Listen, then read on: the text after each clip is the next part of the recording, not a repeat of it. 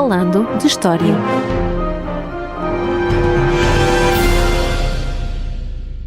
Olá a todos e bem-vindos ao episódio 94 do nosso podcast Falando de História. Eu sou o Roger Litzuz e comigo está, como de costume, Paulo M. Dias. Olá. Eu acho que disse costume.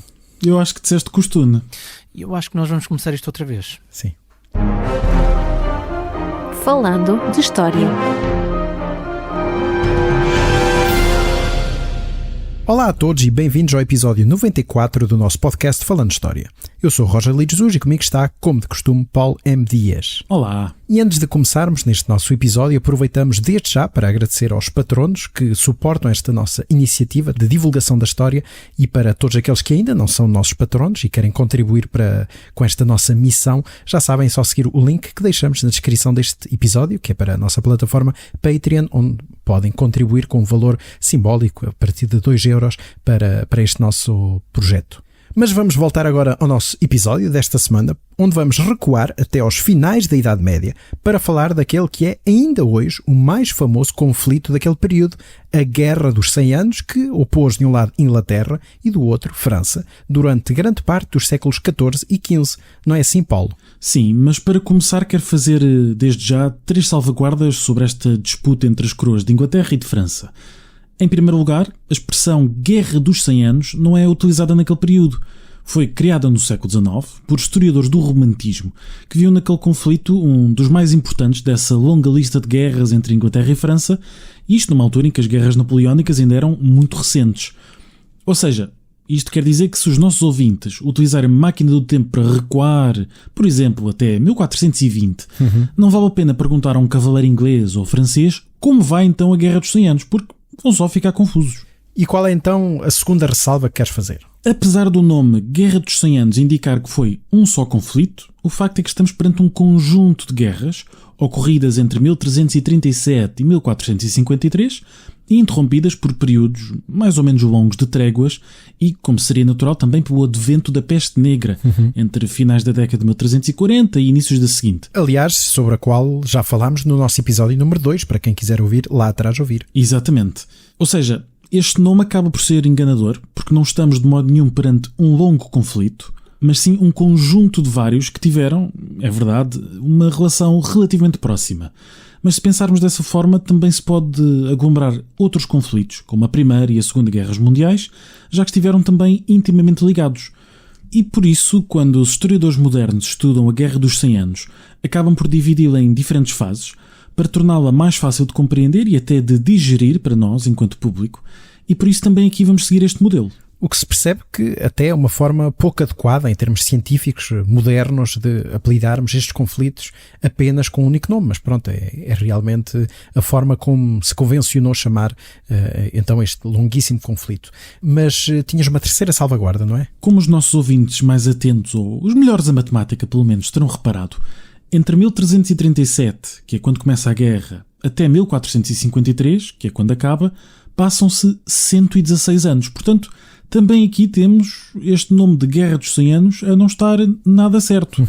Mas por mais que o nome esteja, em termos científicos, carregadinho de falhas, a sua popularidade é tal que estará sempre connosco. Por isso, é melhor habituarmos a usá-lo, mas, claro, sem nunca esquecer estas 3 questões que referi. Sim, até porque estas questões, estas salvaguardas que acabaste de fazer, fazem parte da história, de como a história é escrita e também esta forma de utilizar estas nomenclaturas que são muito úteis, sem dúvida, mas que têm a sua própria história. Mas então, vamos ao que interessa, vamos finalmente à Guerra dos 100 Anos. O que é que está na origem deste conflito? Para perceber isso temos de recuar um bocadinho, alguns séculos até. No nosso episódio 56 falámos sobre o casamento entre Leonor, duquesa da Aquitânia, com Henrique II de Inglaterra, isto em meados do século XII, um matrimónio que deu origem a uma construção política muito complexa, à qual os historiadores acabaram por dar o nome de Império Angevino, lá está, outro nome que não existia à época, mas que nos dá jeito a nós. E este Império Angevino incluía não só Inglaterra, mas também a maioria do oeste e do norte de França, desde a Normandia e o Anjou até ao Poitou e a Aquitânia. Eu sei que isto são muitos nomes, mas são necessários. Aliás, foi precisamente este condado de Anjou que inspirou os historiadores a criarem este termo de Império Angevino, porque os reis de Inglaterra desta época, membros da família Plantageneta, eram de lá originários. No entanto, é preciso ter em consideração que os reis de Inglaterra não eram soberanos das suas terras em França, isto é, detinham-nas como vassalos dos reis de França, por isso estavam sujeitos a ser espoliados sempre que o rei de França assim entendesse. O que é uma situação bastante estranha e até perigosa e até humilhante até certo ponto para os reis ingleses, porque, lá está, como acabaste de dizer, eram vassalos, tinham que se submeter aos próprios reis de França. Sim, e dar aqui um exemplo ajuda a perceber estas coisas. Imaginemos que o Conselho de Bordeaux estava em conflito com o seu senhor, o Duque da Aquitânia, e também rei da Inglaterra, por causa de impostos. Sempre uma questão muito importante, os impostos.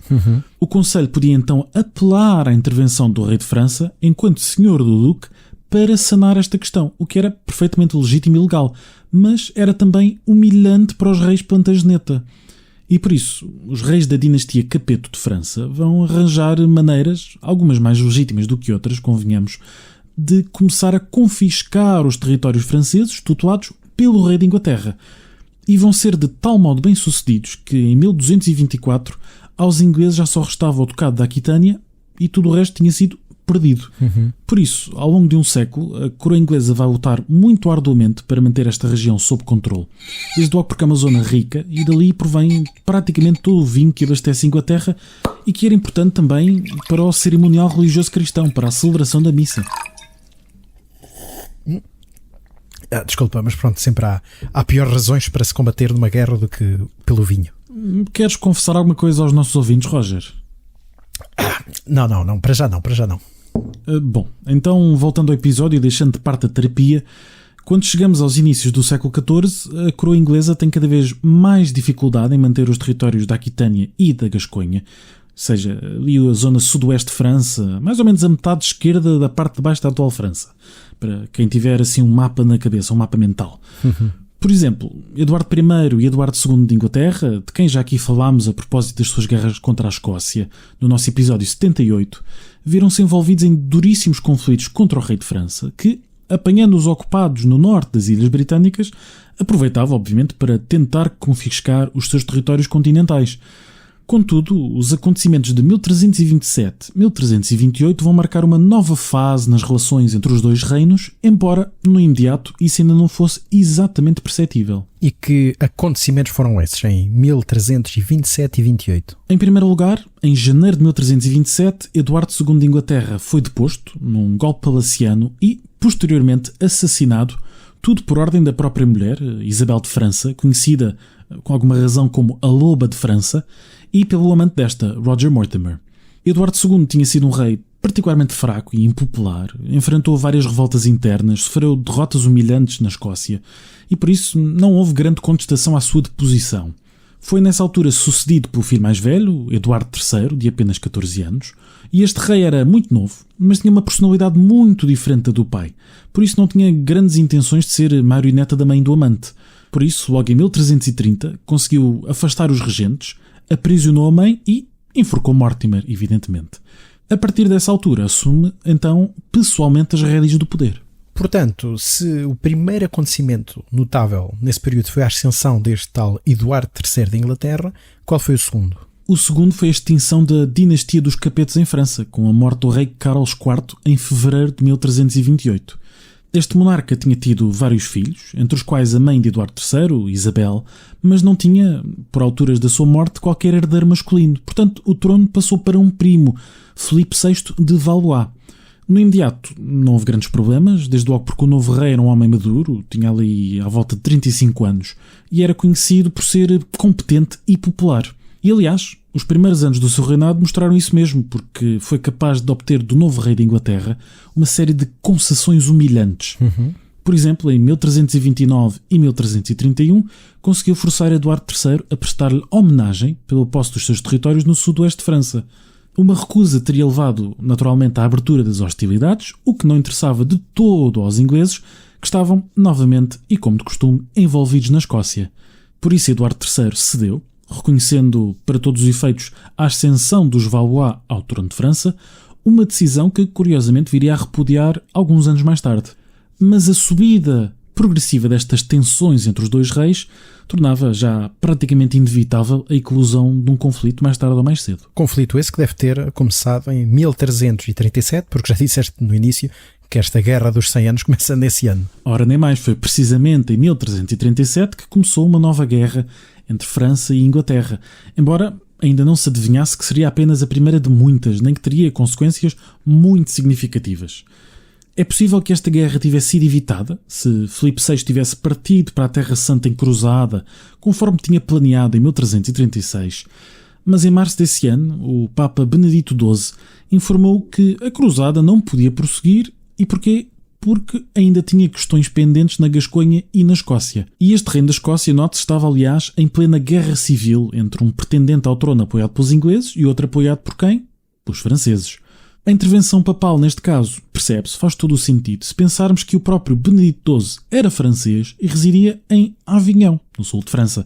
Por isso tinha todo o interesse em que Filipe VI arrumasse a casa, digamos assim, antes de partir para a Terra Santa. Bom, e qual é a posição então do rei de França? Ele acata a ordem ou decide ir contra? Começou os preparativos para a guerra, mas deixando os aliados escoceses entregues à sua sorte, portanto, rico amigo.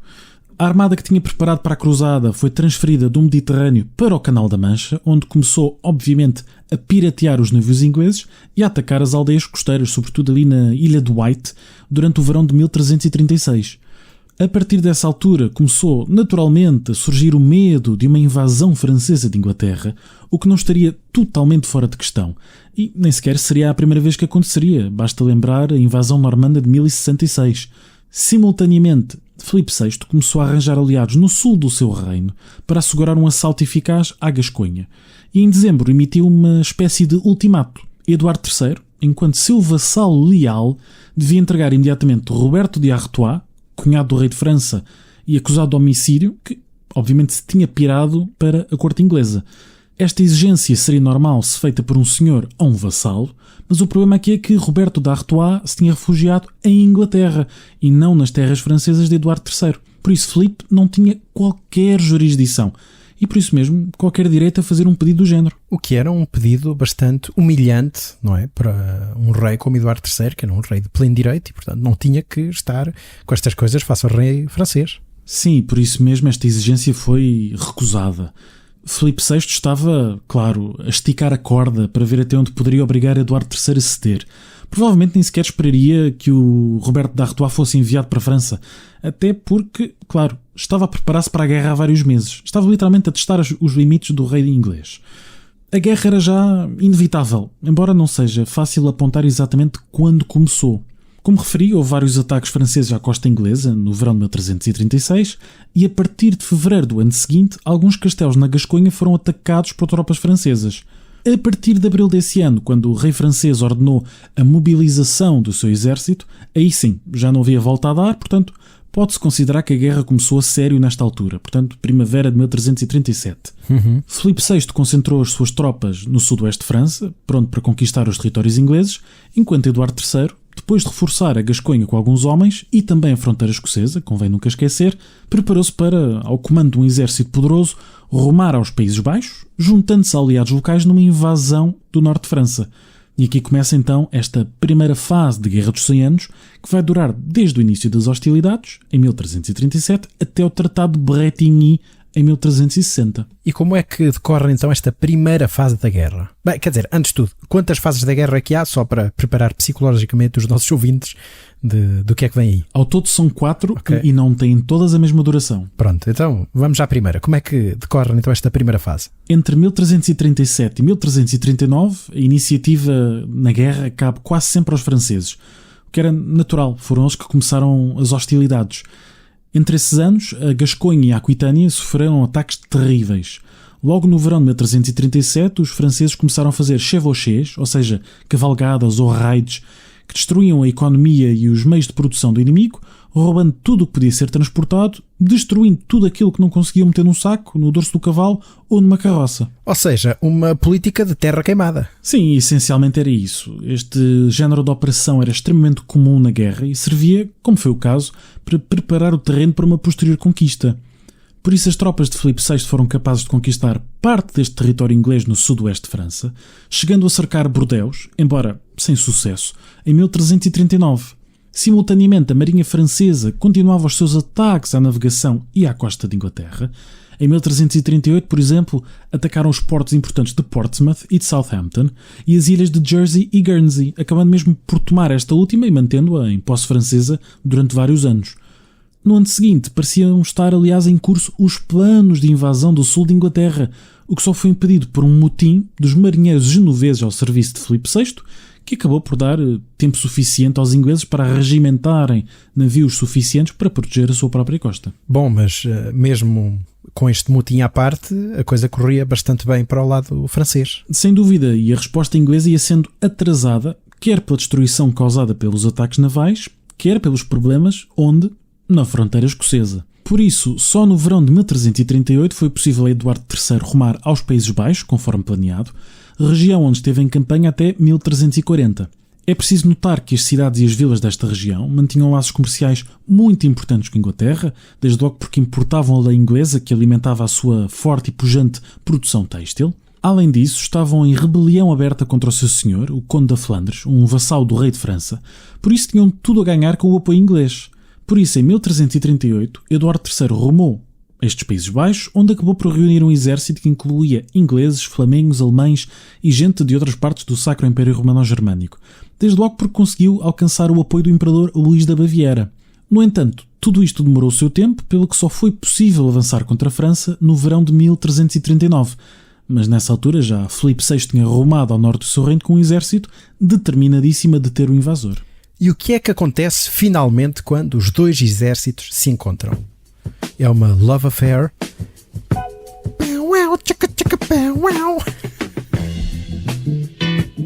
Não acontece o amor, não acontece absolutamente nada. Os ingleses andaram a pilhar o território do norte de França, nas proximidades do rio Somme, durante semanas, até finalmente ali chegar o exército de Filipe VI. Em outubro, o rei de França desafiou o seu congénere inglês a dar batalha e, finalmente, a 21 ou 22 desse mês, os ingleses moveram-se para uma posição favorável e prepararam-se para o combate. No entanto, acabou por não dar em nada e não sabemos hoje quem decidiu ser mais prudente e retirar primeiro. E tudo isto porque, na verdade, as batalhas campais eram vistas como demasiado decisivas, porque podiam perder-se anos de planos e preparativos num par de horas. Portanto, a maioria dos comandantes medievais evitava-as. Fugiam como o diabo da cruz. E foi exatamente isso que aconteceu em 1339, porque tinham medo. Não queriam perder tudo. E por isso, nada ficou resolvido. Os ingleses permaneceram nos Países Baixos, a pilhar o norte de França quando queriam, enquanto os franceses fortificavam as suas posições para aguentar o que se esperava viesse a ser uma nova invasão na primavera seguinte. E de facto, em 1340, Eduardo III, os seus aliados, lançaram uma nova invasão de França, como esperado, mas desta vez o rei inglês já o fazia com um estatuto um bocadinho diferente. Qual estatuto, então? Já não era rei de Inglaterra? Bom, a 26 de janeiro de 1340, Eduardo III autoproclamou-se rei de França. Quem nunca? Na verdade, tinha toda a legitimidade para fazê-lo, porque era neto por via feminina do último rei capeto, Carlos IV, e além disso era uma forma de tentar angariar novos aliados entre os vassalos descontentes de Filipe VI, além dos já referidos Países Baixos, que já o apoiavam. Mas o facto é que esta proclamação veio complicar em muito o xadrez político, porque passou-se de uma guerra por um território relativamente pequeno como a Gasconha para uma guerra pelo controle de um reino inteiro. A face desta guerra alterou-se e por isso o conflito acabaria por ser mais duradouro.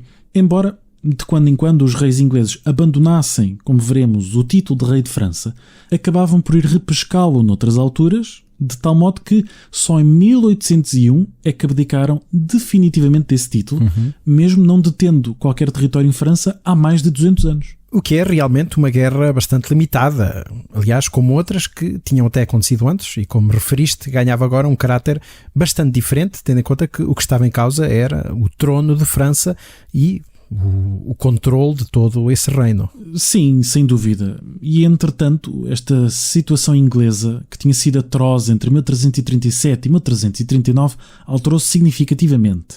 Na Gasconha, um vassalo de Filipe VI trocou de lado, alterando por completo o cenário local e garantindo que este território não seria tomado de assalto.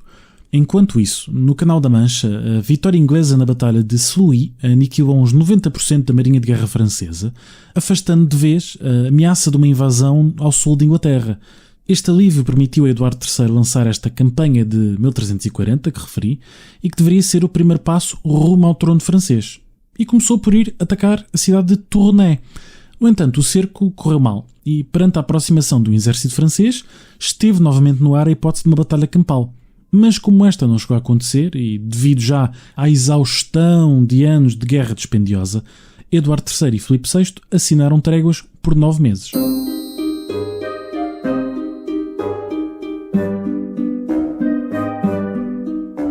Interrompemos por um bocadinho o nosso episódio para deixar um apelo aos nossos ouvintes, não é assim, Roger?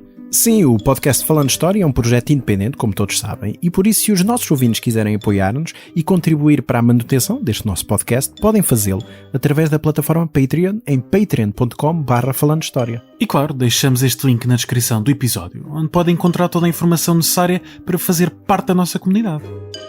E agora, regressamos ao episódio. Vamos então só aqui fazer um breve balanço, porque estamos aqui no final da primeira fase da Guerra dos 100 Anos. Em 1340, esta primeira fase iniciada por França, mas que, em bom rigor, não deu a grande coisa, e portanto há esta trégua, então, 1340, que uma trégua de 9 meses, enfim, daria obviamente para gerar e parir um filho, mas foi então o fim desta primeira fase da guerra? Não, a primeira fase ainda não acabou aqui.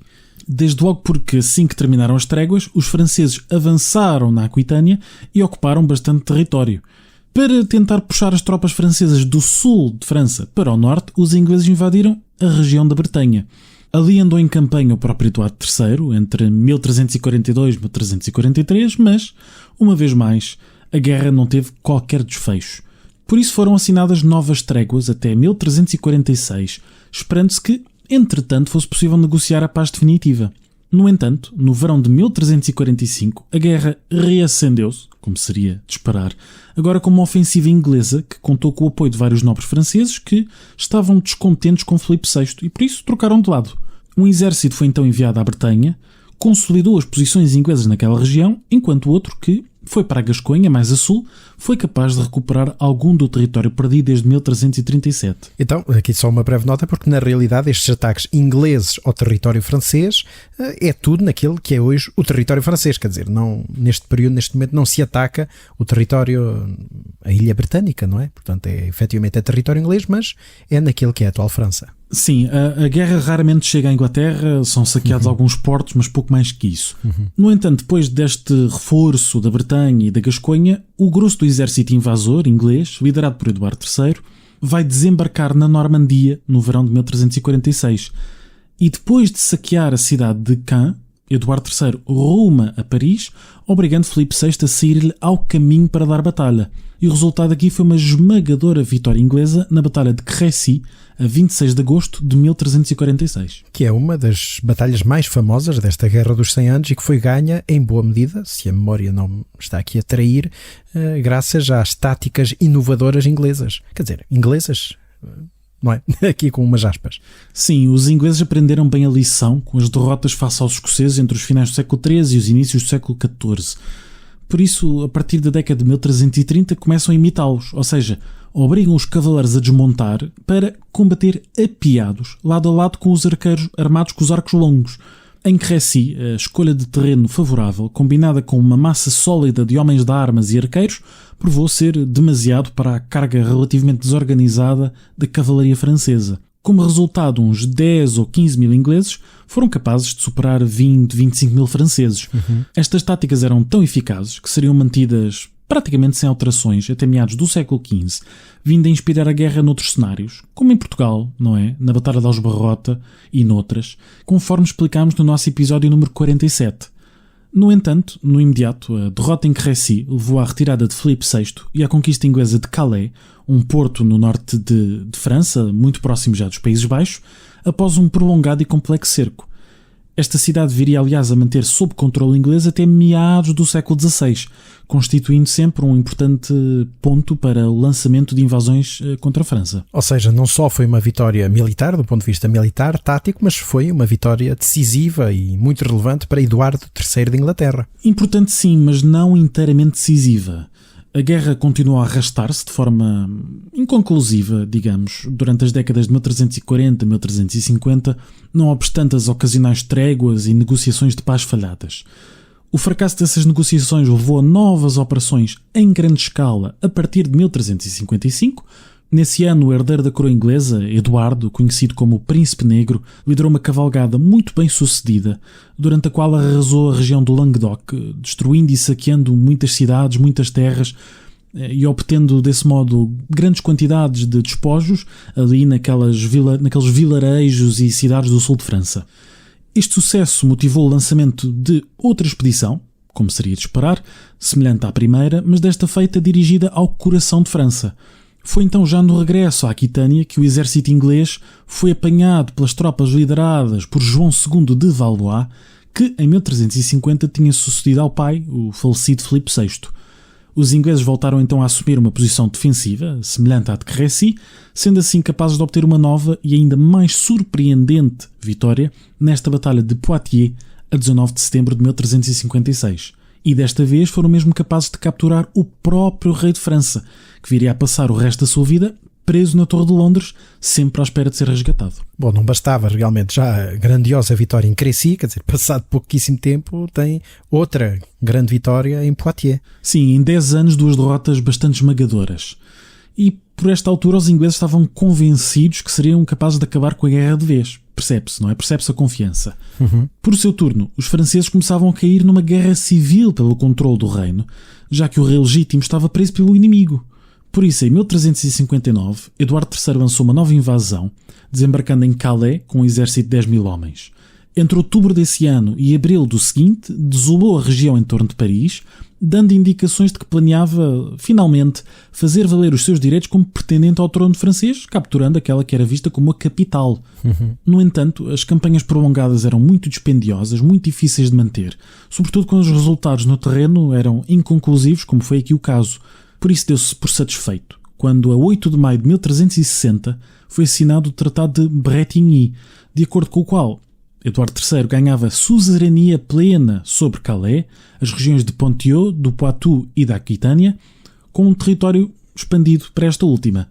Ou seja, era pela primeiríssima vez dono e senhor de pleno direito de meia França. Em contrapartida, abdicava dos direitos ao trono francês e aceitava resgatar o rei João II a troco de uma soma muito elevada, ao todo 3 milhões de écus. Ou seja, a partir de maio de 1360, os ingleses podiam dar a guerra por vencida. Ou seja, a guerra que começou em 1337 e depois de vários períodos de tréguas, acabou com esta paz de Bretigny em 1360, mas, quer dizer, eu não sou grande espingarda à matemática, mas são só 33 anos e este episódio é dedicado à Guerra dos 100 Anos, que, como disseste no início, terminou ao fim de 116 anos.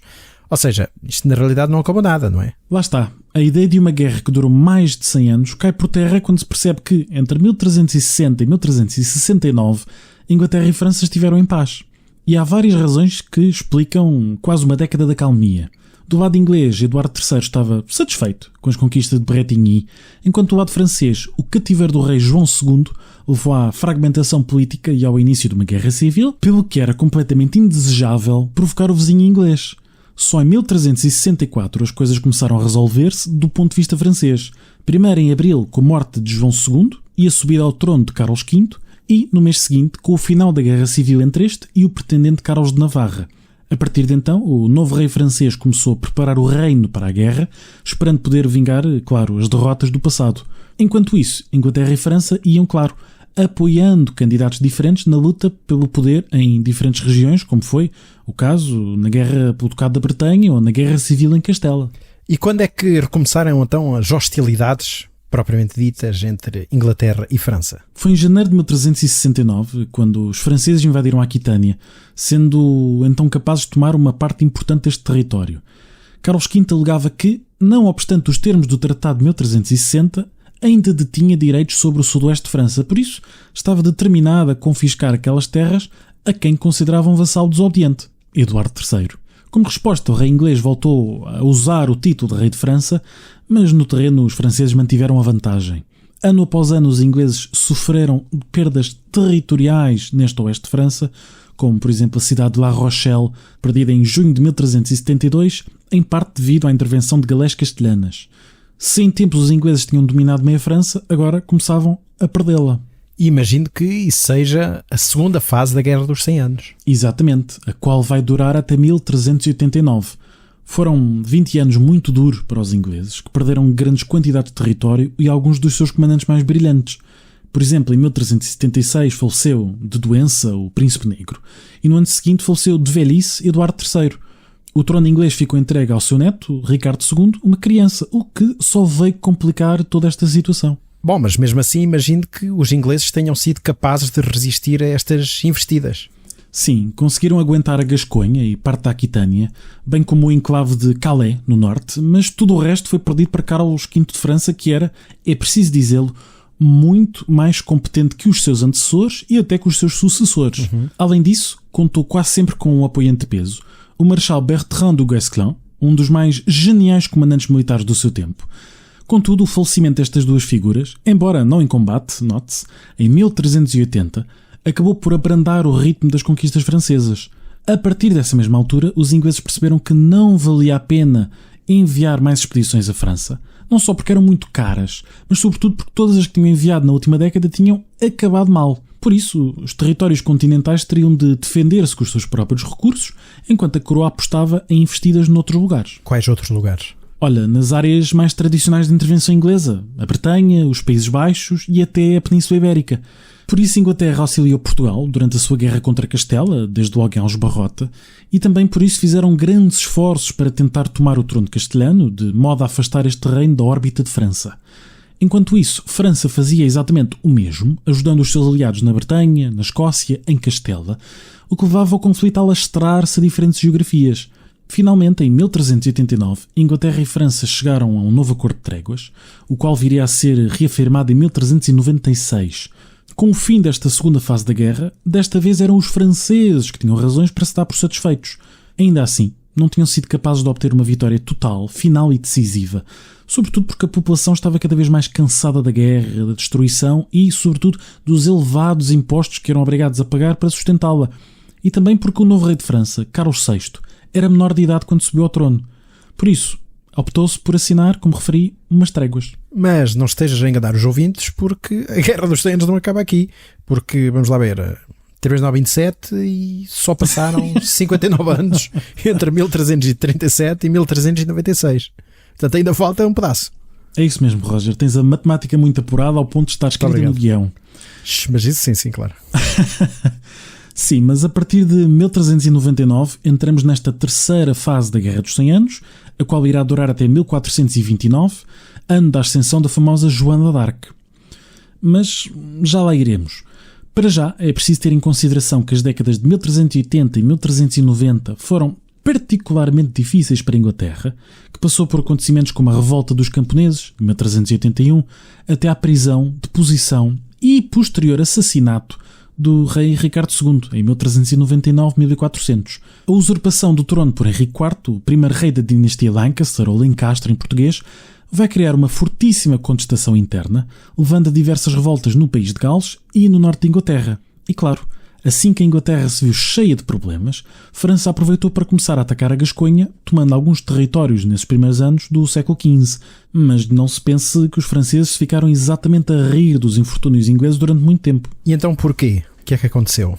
Porque logo em 1407 eclodiu uma nova guerra civil, desta feita entre duas poderosas famílias descendentes da família real, os Armagnac e os Borgonha, um conflito que viria a durar de forma mais ou menos contínua até 1435.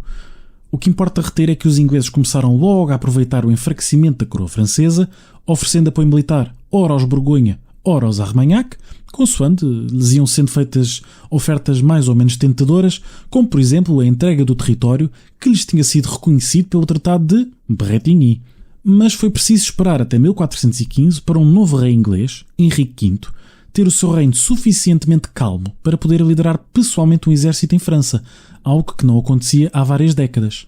Assim, em agosto de 1415, Henrique V meteu-se a caminho de França ao comando de um exército que rondaria aos 12.000 homens. Depois de um longo e penoso cerco a Harfleur, na Normandia, o exército inglês rumou a Calais, a uns 270 km de distância, sendo perseguido boa parte do caminho por um exército francês que, reunido em Rouen, também na Normandia, estava determinado a esmagar o invasor. O que desembocou, imagino eu, numa batalha campal. Sim, exatamente.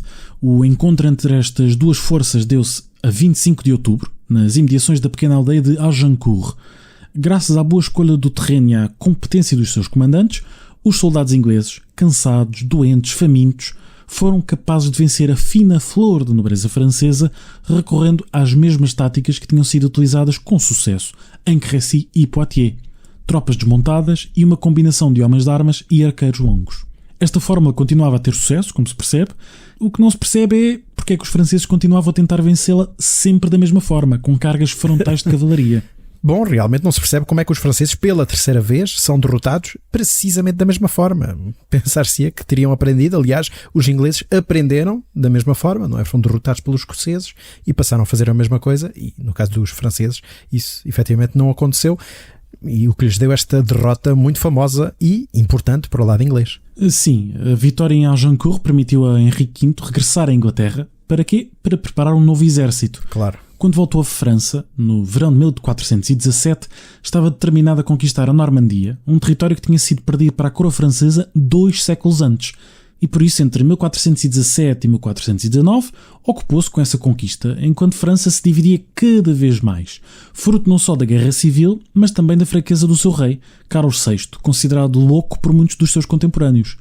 Henrique V estava no auge do seu poder quando, em 1420, foi assinado o Tratado de Troyes, que garantia a sua escolha, como herdeiro do rei de França, por intermédio do seu casamento com a princesa Catarina de Valois.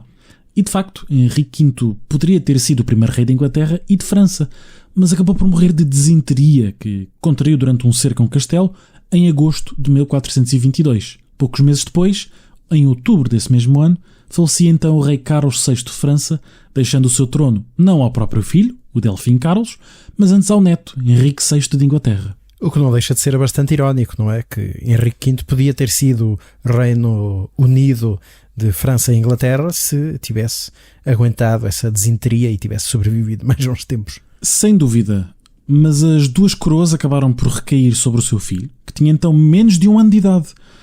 Seguiram-se por isso longos anos de regência, enquanto França permanecia envolta em caos.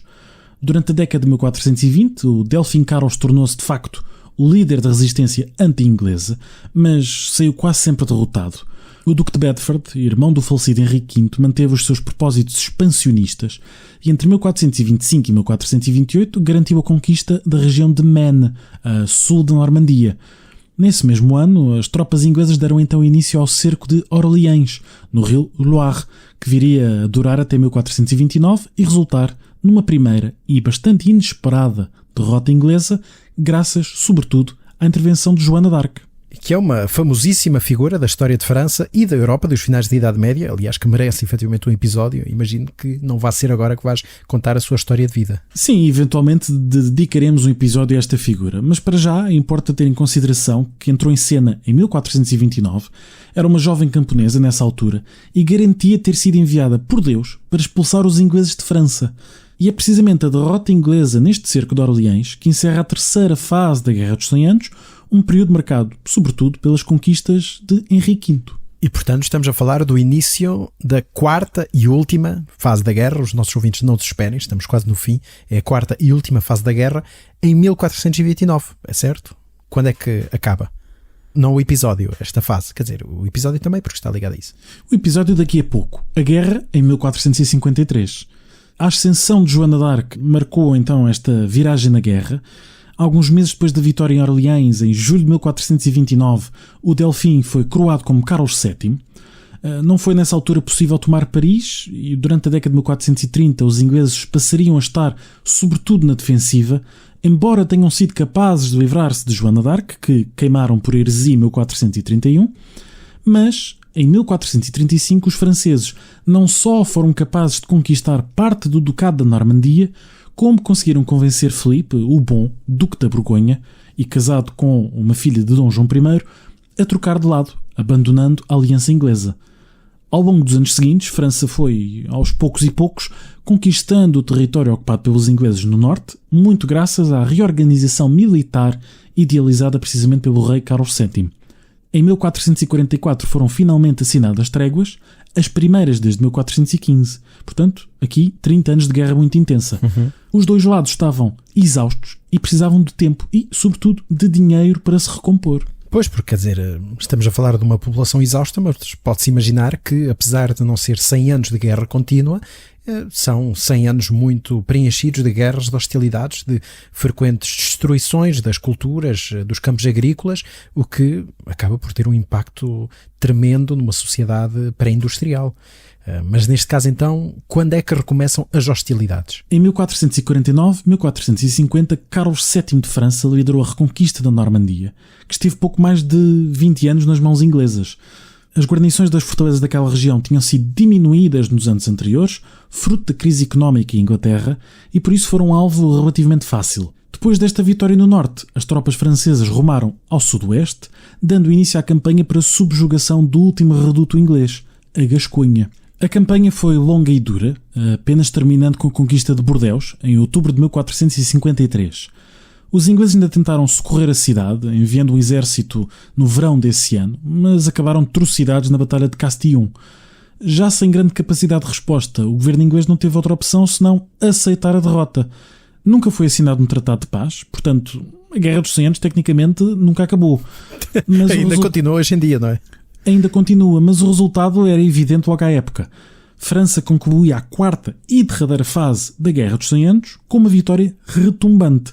Os ingleses, que estavam implantados em solo francês desde o século XI, perdiam todo o território com exceção do pequeníssimo enclave de Calais. Bom, é realmente uma derrota esmagadora.